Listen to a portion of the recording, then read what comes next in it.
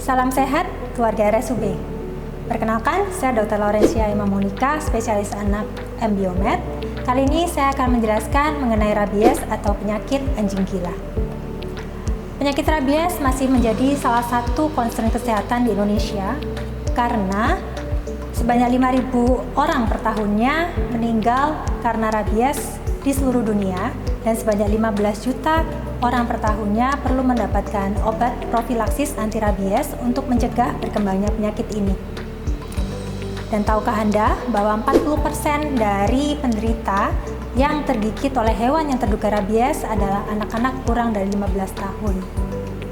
Di Indonesia sudah dilaporkan terdapat 11 kematian karena rabies dan sudah ditetapkan beberapa daerah yang dinyatakan KLB rabies, yaitu di Kabupaten Sika dan Kabupaten Timur Tengah Selatan, Nusa Tenggara Timur.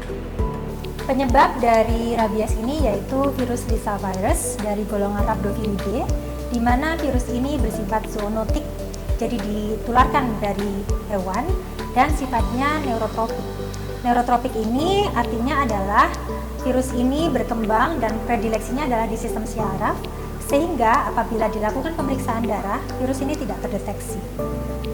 Masa inkubasi dari virus ini cukup panjang. Menurut WHO, masa inkubasinya bisa 30 hingga 90 hari. Artinya, apabila ada yang tergigit oleh hewan yang terinfeksi rabies pada hari ini, bisa jadi manifestasinya masih 3 bulan kemudian. Cara penularan dari rabies ini bisa melalui gigitan ataupun non-gigitan dari hewan yang terinfeksi rabies. Untuk yang non-gigitan bisa dari goresan, cakaran maupun jilatan di luka yang terbuka dari hewan yang terinfeksi rabies.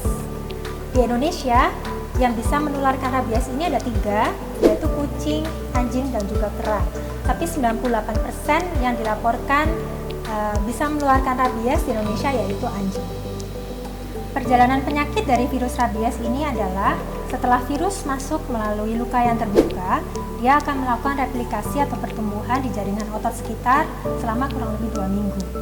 Setelah itu, virus akan berjalan melalui sistem saraf tepi menuju sistem saraf pusat, yaitu otak. Di otak, dia akan melakukan replikasi, terutama di sistem limbik, hipotalamus, dan juga batang otak. Setelah virus melakukan replikasi di seluruh sel-sel neuron otak, virus akan kembali berjalan menuju organ di seluruh tubuh kita melalui sistem saraf perifer. Virus akan menyerang, dia akan menetap dan juga bisa menyerang organ-organ kita, di mana dia seringnya menetap di kelenjar ludah, kemudian juga menyerang organ-organ lain seperti ginjal dan lain sebagainya. Gejala klinis pada manusia dibagi menjadi 4 tahap. Yang pertama yaitu tahap prodromal, yang kedua tahap sensoris, yang ketiga tahap eksitasi, dan yang keempat yaitu tahap paralisis.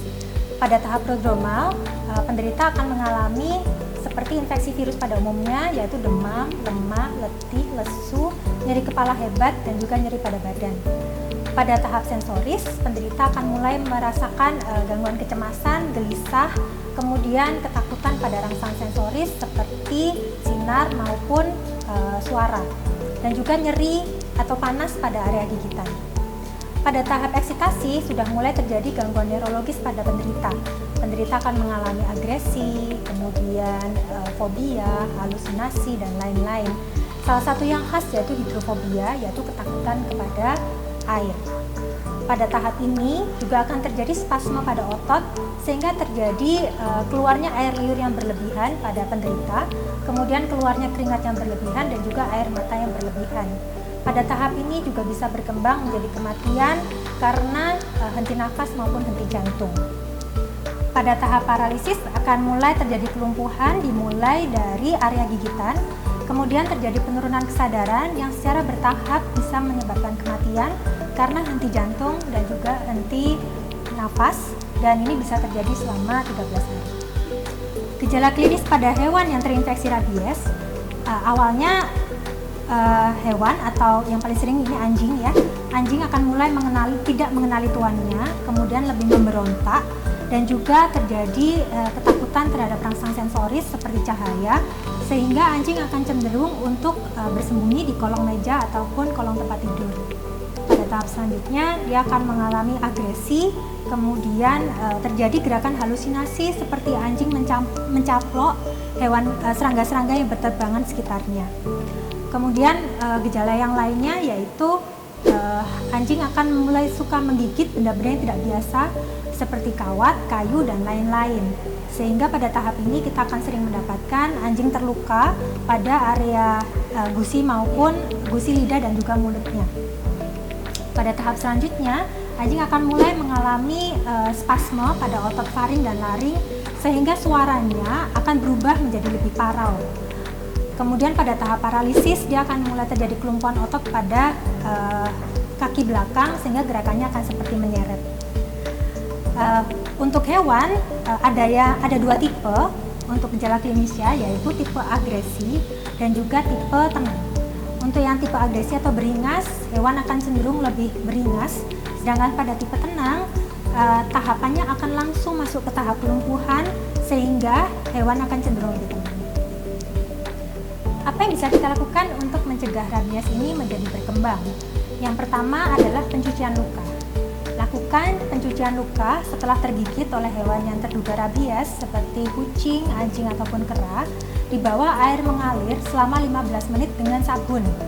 Karena lipid dari virus ini akan luruh apabila terkena sabun dan menjadi terinaktivasi. Pencucian ini harus dilakukan tanpa tambahan peralatan apapun selain sabun, karena peralatan seperti sikat ataupun alat-alat lainnya dikhawatirkan malah akan menimbulkan luka kecil atau mikrolesi sehingga menyebabkan virus rabies akan masuk lebih dalam. Yang kedua yaitu pemberian antiseptik. Setelah dilakukan pencucian luka, berikan antiseptik seperti povidone iodin ataupun alkohol 70%, bisa juga dengan golongan antiseptik lainnya. Kemudian setelah diberikan antiseptik, segera bawa penderita ke rabies center. Di rabies center akan dilakukan pertimbangan untuk pemberian serum antirabies ataupun vaksin antirabies. Pemberian vaksin antirabies ini fungsinya adalah untuk meningkatkan sistem imunitas tubuh penderita sehingga penderita dapat menetralisasi virus itu. Tapi apabila virus ini sudah mencapai sistem saraf pusat, maka pemberian vaksin antirabies ini tidak memberikan makna berarti. Pemberian serum antirabies dan juga vaksin antirabies ini perlu mempertimbangkan beberapa kondisi. Yang pertama, kondisi hewan pada saat pajanan terjadi atau pada saat menggigit, kemudian pemeriksaan observasi pada hewan, kemudian pemeriksaan hasil temuan serum otak dari hewan, dan juga yang terakhir kondisi luka saat terjadi. Baik, demikianlah akhir dari edukasi mengenai rabies dari kami. Semoga edukasi ini bisa bermanfaat untuk menambah pengetahuan kita terhadap rabies. Salam sehat.